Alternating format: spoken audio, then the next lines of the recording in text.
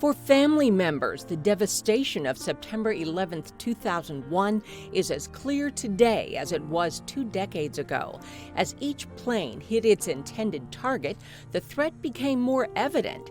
At 9:45, all aircraft in the U.S. were ordered to land at the nearest airport. I knew my brother was traveling that morning.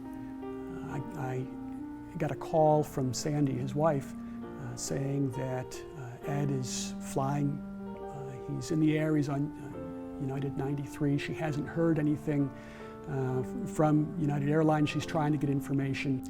Gordon Felt says his 41-year-old brother Edward was brilliant.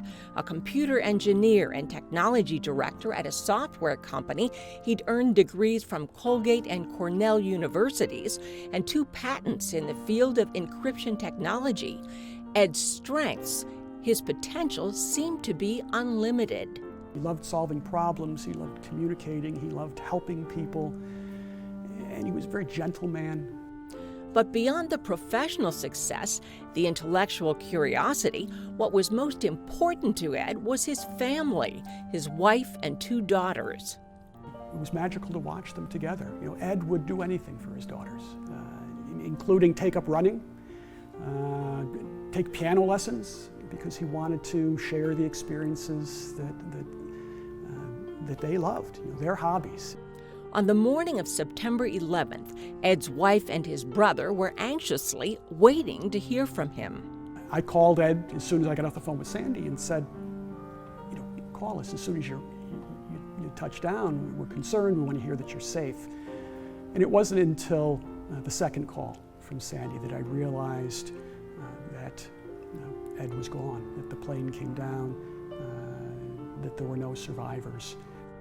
It was later that Ed and the world learned of the extraordinary action taken by the passengers of Flight 93 before the fatal descent.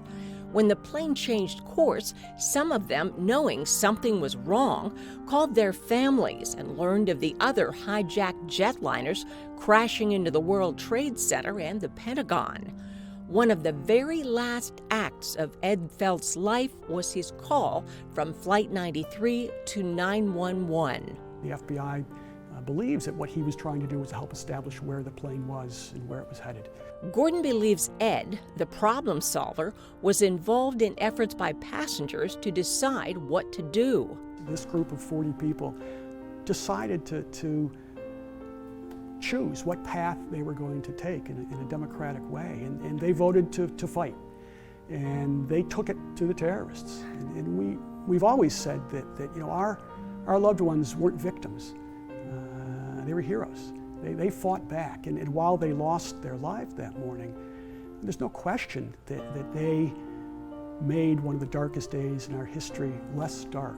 20 years after the events of 9/11, Gordon says it's important that we remember what American heroes did that day. The passengers of Flight 93 who kept their plane from striking the Capitol.